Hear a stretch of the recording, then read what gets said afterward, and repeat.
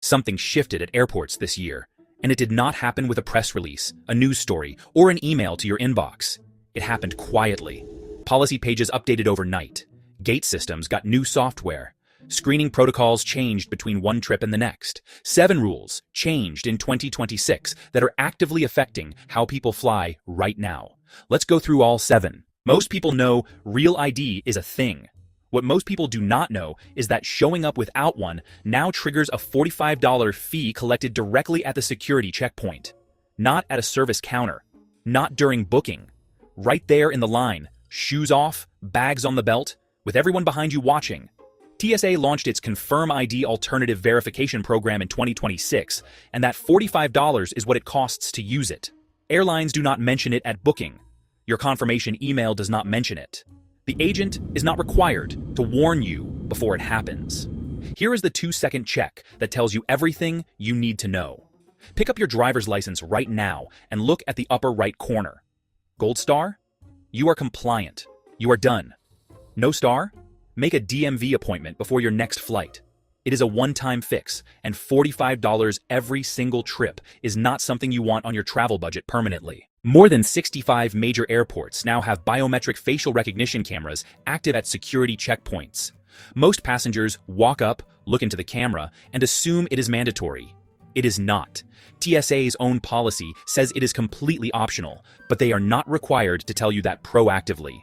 The framing, "Please look at the camera," sounds like an instruction. It is actually an invitation you have every right to decline.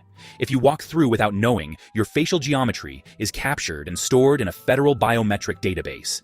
You cannot change your face the way you can change a password. The opt-out is simple.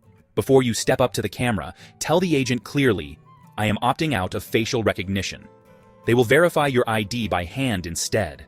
It takes about 30 extra seconds. That is the entire cost of keeping your biometric data out of a permanent federal file. If you are one of the millions of travelers who chose Southwest specifically because bags fly free, this one is going to sting. That policy ended on January 27th, 2026. Southwest now charges for checked baggage up to $75 per bag each way, depending on your route.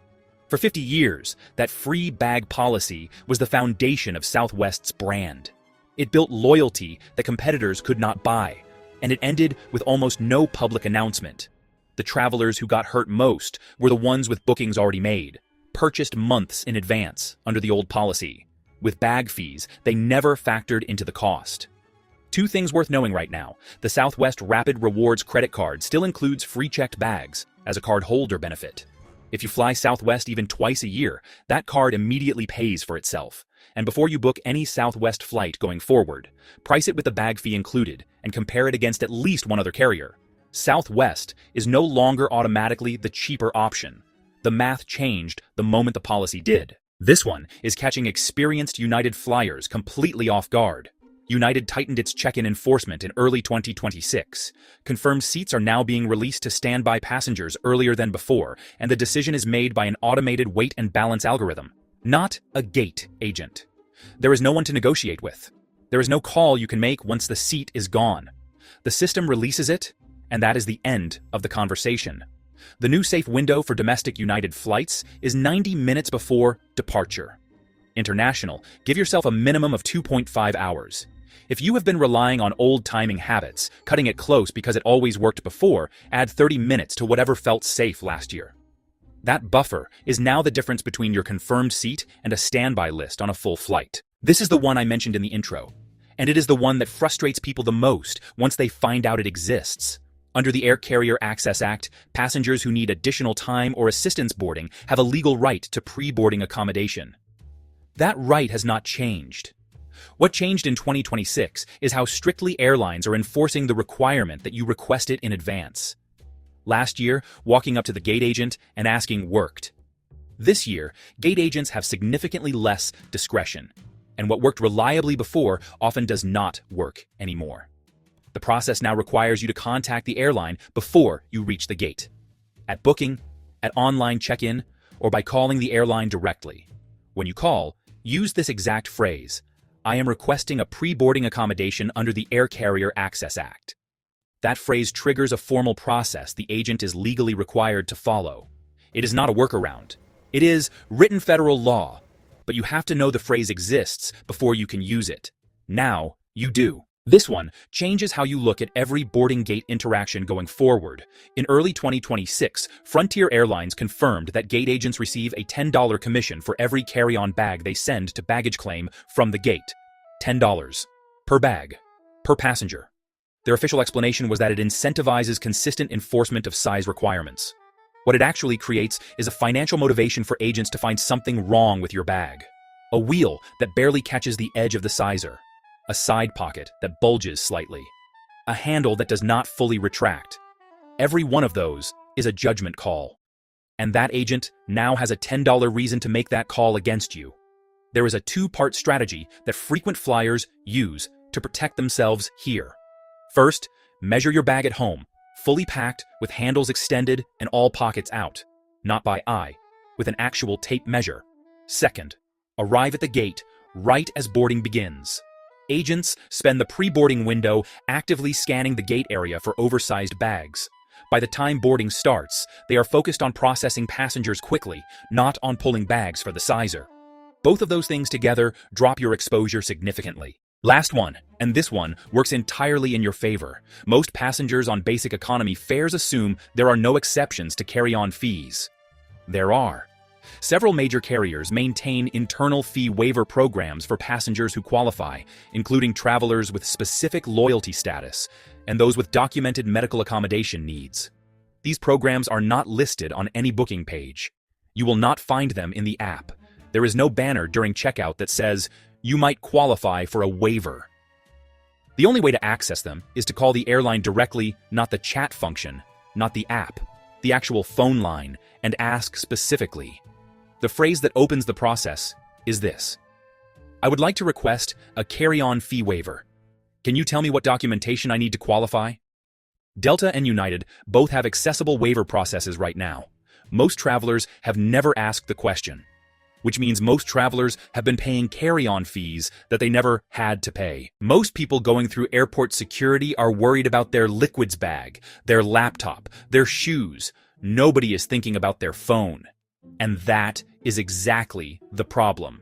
Because TSA agents are checking phones at security checkpoints right now, and most travelers have no idea it is happening. Not just at international borders, domestically too. And here is the part that stops people cold when they find out. They are not just looking at what is on your phone. They know exactly where to look for what you tried to delete. There are 7 specific things sitting on most people's phones right now that can turn a routine security check into a secondary screening, and some of them will genuinely surprise you. This is the one that catches people completely off guard, especially if you live somewhere. Marijuana is fully legal. If you have a cannabis delivery app on your home screen, you have just handed TSA a federal red flag. Not a state flag, a federal one. See, TSA operates under federal jurisdiction. At that checkpoint, it does not matter what your state law says. That weed maps icon, that is probable cause in a logo. It does not matter if you have never purchased anything through it. It does not matter if it was a free download. The moment an agent sees it, the conversation changes completely. Delete it before you fly. Reinstall it when you land. It takes 30 seconds, and it is not worth the alternative. This is the one I told you to wait for, and here is why. You have already been careful. You went through your photos, deleted anything sensitive, cleaned everything up. You feel good about it. Here is the twist. Your phone keeps deleted photos for 30 days before they are actually gone. TSA agents know this. They know exactly where to look. Whatever you deleted last week thinking it was gone, it is sitting in your recently deleted folder right now with a timestamp on it. Go to your Photos app, find the recently deleted folder, and permanently delete everything inside it before your next flight. Not just delete, permanently delete. There is a difference, and that difference is the entire point. This one specifically catches responsible travelers off guard, and I want to be clear that doing this is genuinely smart at home. You photographed your prescription label. For insurance reasons, for refills, for emergencies. That is the right move in your normal life. But at an international checkpoint, a photo of a prescription raises an immediate question. Does what is in your bag match what is on that label? Are the quantities right? Is this medication even legal in your destination country? You did nothing wrong, but you have just made yourself the most interesting person in that line. The safer move is to carry a printed medication list prepared by your doctor or pharmacist official, formatted and designed for exactly this kind of travel scenario. A screenshot of a pill bottle label is not that. A VPN is completely legal. Millions of people use them for privacy. Nothing sinister about it. But here is how it reads at a security checkpoint. A VPN app tells an agent that someone on this device has been actively working to hide their internet activity. Combine that with anything else on this list, and what was a routine check becomes a conversation you did not plan to have. It is not personal. It is pattern recognition. If you use a VPN for work or privacy, consider moving it off your home screen before you travel, buried in a folder, not front and center.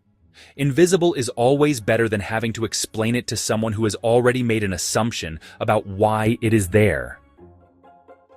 Ever notice how tempting it is to grab a quick photo of the runway, the gate area, T-hat interesting piece of security equipment you have never seen before?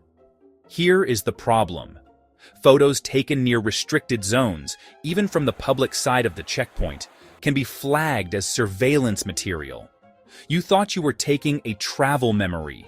The algorithm scanning your camera roll does not know that. And here is the part most people never consider. You do not need recent photos for this to be a problem. Old airport photos from a previous trip, a video you shot while waiting at the gate 2 years ago. They are all still sitting in your library right now. Do a quick scroll before your next flight and remove anything that could look like you were documenting a secure area. Because context does not always survive a checkpoint. Hold on. You know that app on your phone that looks like a calculator? The one that is actually a secret photo storage vault? TSA agents are trained to spot it. They have seen every version. Calculator Plus, Private Photo Vault, Secret Keeper. Every single one. The moment one of those shows up on your screen, the assumption is not innocent. And the more you try to explain it, the worse it looks. This last one surprises people every single time. Carrying more than $10,000 in cash across an international border requires a declaration. That is the law. But here is what most people do not know. If an agent glances at your banking app and sees a balance that raises questions, or notices a large recent transfer that is now part of the conversation too, you are not in trouble. But you are suddenly in a discussion you were not planning to have at 6 in the morning before an international flight. Before you travel, check your financial apps. If your current balance or recent activity could raise questions, log out of the app entirely so it requires a password to open rather than sitting visible on your screen. It is a 30-second step that closes a door most people do not even know is open. TSA seized over 4 million items last year. Most of it wasn't weapons. It was stuff travelers just like you packed without thinking. Shampoo, cologne, things you've carried for years. And in 2026, they're enforcing this harder than ever. I'm going to show you exactly what's getting pulled from your bag. And item number 7 is going to genuinely surprise you. The standard tube from your bathroom is 4 or 6 ounces, both over the limit. Even if it's almost empty, TSA pulls it based on container size. The fix: buy a dedicated travel size tube labeled 3.4 ounces or smaller. Keep it in your toiletry bag permanently. Don't borrow from your bathroom shelf.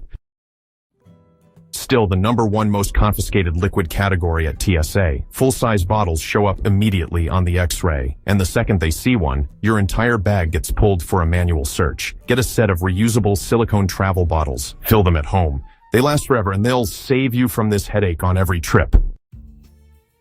This catches people who have flown with spray deodorant before without issues. That's the trap. Enforcement is inconsistent. One day it gets through, the next day a different officer pulls it. Switch to a solid stick for travel days. Solids aren't considered liquids by TSA, so they don't go in your liquids bag and don't count toward your 1-quart limit. One swap eliminates the risk entirely.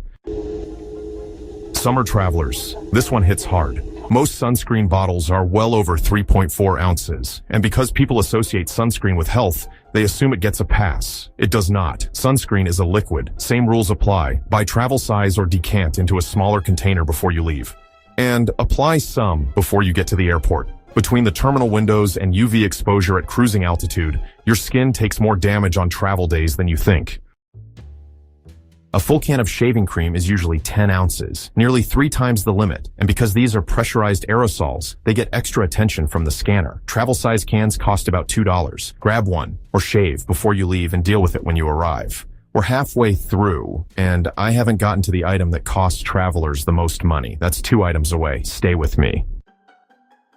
Standard Listerine is over 16 ounces, 5 times the limit. People pack full-size bottles constantly, and it gets confiscated every single time. Grab travel-size bottles from any drugstore, or switch to mouthwash tablets, which aren't liquid at all and don't need to go in your liquids bag.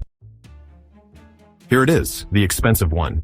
That bottle of Tom Ford in your carry-on? $150 of liquid. If it's over 3.4 ounces, TSA takes it without blinking. This is the single most expensive item regularly confiscated at security. People don't think of perfume as a liquid in the TSA sense. To the officer at the checkpoint, it absolutely is. Buy a refillable travel atomizer. They hold about 5 milliliters, they're well under the limit, and you fill them from your full-size bottle at home in 30 seconds. This surprises almost everyone. TSA classifies gel as a liquid. Gel shoe insoles with unspecified volume can technically be flagged and confiscated. I asked TSA directly through their Ask TSA tool, and they confirmed gel insoles are currently allowed. But what's allowed on paper and what happens at the checkpoint can be different because enforcement comes down to the individual officer. If you travel with gel insoles, remove them from your shoes and place them in the screening bin alongside your liquids bag. Let the officer see them clearly instead of making them guess on the X-ray. Sounds ridiculous, but it's common. Peanut butter, Nutella, jam, hummus, anything spreadable is classified as a liquid. If it can spread, pour, or smear, it falls under 311. The ironic part, you can buy peanut butter inside the airport after security and bring it on the plane. But the same jar packed from home gets tossed at the checkpoint. Pack spreads in checked luggage where there are no liquid restrictions, or buy them after security. The most important one, prescription cough syrups, liquid pain relievers, insulin, saline solution. Good news, medically necessary liquids are exempt from 311. You can carry containers larger than 3.4 ounces, but here's where travelers mess up. They don't declare them. They toss them in with everything else. The scanner flags an oversized liquid, and the entire bag gets pulled for a full search. Pack all medications in a separate clear bag. At the checkpoint, tell the officer directly, I have medically necessary liquids. Place them in a separate bin. They may do a quick additional screening, but you avoid a full bag search. Checkpoint. Ladies, listen up. Those fancy new cordless straighteners that run on butane cartridges? TSA hates them. The butane is a pressurized gas. If you put this in a checked bag, it is treated as a hazardous explosive. You can bring one in your carry-on, but it must have a safety cover over the heating element. If you pack a spare butane refill, confiscate it immediately, no exceptions. Seniors love these for cold flights, but they are a trap. The vest itself is just fabric, but the battery pack inside is pure lithium. I see people fold the vest and check it, forgetting the battery is still zipped in the pocket. You can check the vest, but you must unplug and remove the battery and carry it with you in the cabin. Do not leave it connected. So, if you bought a suitcase with a built-in charger or GPS tracker, you really need to be careful. If that battery doesn't pop out, then, well, that bag is not flying. Airlines are stricter than ever about non-removable batteries in 2026. You must be able to eject the battery with just one finger. And if you're forced to gate check your carry-on, you have to rip that battery out before handing it over. If it's stuck, the bag stays behind. These are super popular for anyone with arthritis or poor circulation. But, unlike the old shake-to-activate packets, the electric ones are actually high-density batteries. You need to treat these exactly like a cell phone. They live in your carry-on. Never, ever check them. Now, let's talk about medical gear. Your CPAP machine is expensive, so you carry it on. But what about the spare battery for the flight? Spare medical batteries often exceed the normal size limits. You are allowed to bring them, but they must be in your carry-on and protected from short-circuiting. Use electrical tape over the terminals or keep them in their original box. Never check a loose medical battery. If you use old-school zinc air batteries with the sticker tabs, you can pack those anywhere. But the new rechargeable hearing aid cases? Those have lithium batteries inside the charging case itself. The hearing aids are in your ears, but the charger case must go in your carry-on, not your checked luggage. This is critical. You cannot check a battery-powered POC. The pressure changes in the cargo hold can affect the device, and the batteries are a fire risk. Bring it on board, and ensure you have enough battery life for 150% of the flight duration. Airlines require that buffer in case of delays. This is the most complex rule in travel. If you have a collapsible electric scooter or wheelchair, you cannot just fold it and hand it to the baggage handler. You usually need to disconnect the battery and bring the battery into the cabin with you. The frame goes under. The power source stays with you. Check with your airline 48 hours in advance. Just like the CPAP, the tabletop plug-in nebulizers are fine in checked bags. But the portable, handheld ones with built-in batteries, carry on only. If it has a battery you can't see, assume it's dangerous. This one isn't about fire, it's about panic. If your toothbrush turns on inside your checked bag, the vibration sets off alarms. Baggage handlers think it's an improvised explosive device. They will open your bag and tear it apart to find the noise. Tape the power button down or use a hard travel case. Don't let it buzz. Same logic here. A buzzing bag is a suspicious bag. Engage the travel lock if your razor has one. If not, put it in your carry-on so you can prove what it is if it starts making noise. You might think, I'll just read my Kindle at the hotel, so you check it. Don't. Tablets have large, flat batteries that are easily punctured if a heavy suitcase lands on top of them. A punctured battery means a fire. All screens stay in the cabin. It keeps them safe from theft and crushing. There is a huge rumor that Lufthansa and other airlines banned AirTags. They are allowed. The battery inside an AirTag contains only 0.3 grams of lithium. That is well below the danger threshold. You can keep them in your checked luggage to track your bags. They are safe. Finally, the laptop. Sometimes you have to check it because your carry-on is full. If you check it while it's in sleep mode, it can wake up, overheat, and ignite the clothes around it. If you absolutely must check a laptop, power it down completely. Not sleep. Not hibernate. Off. Once considered stylish and organized, those little leather passport covers are now more of a hassle than a help. TSA officers require you to remove your passport every single time you go through security. That means unzipping, unfolding, fumbling, and slowing down the line every time. What to do instead? Keep your passport easily accessible in a jacket or bag pocket just for the security line. Once you're through, move it to a secure zipped inner pocket or travel pouch. And always snap a photo of your passport's info page. Store it securely on your phone in case of loss or theft abroad. Your big everyday wallet doesn't belong on international trips. It's bulky, full of unused cards, and a goldmine for digital pickpockets. Modern thieves can skim credit cards right through your purse or pocket. What to pack instead? A minimalist RFID blocking travel wallet with only the essentials. One credit card, your ID, and a backup. The smaller your wallet, the safer and easier it is to manage on the move.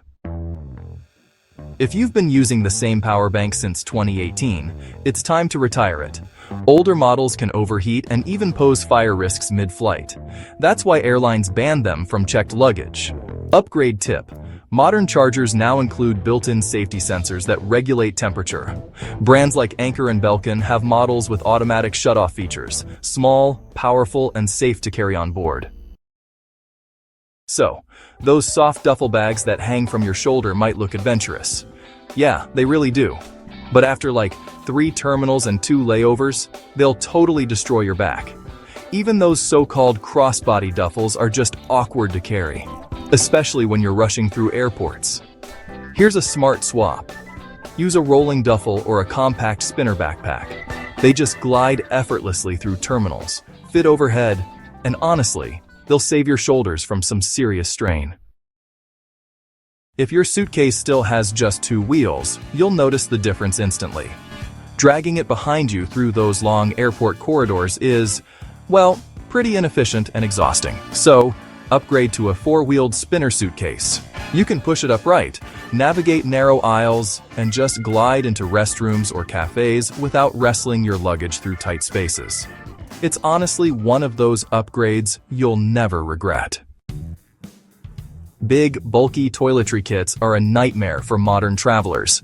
They take up like half your suitcase and make you pack way more than you actually need. The smarter move? Use modular pouches or stackable travel kits.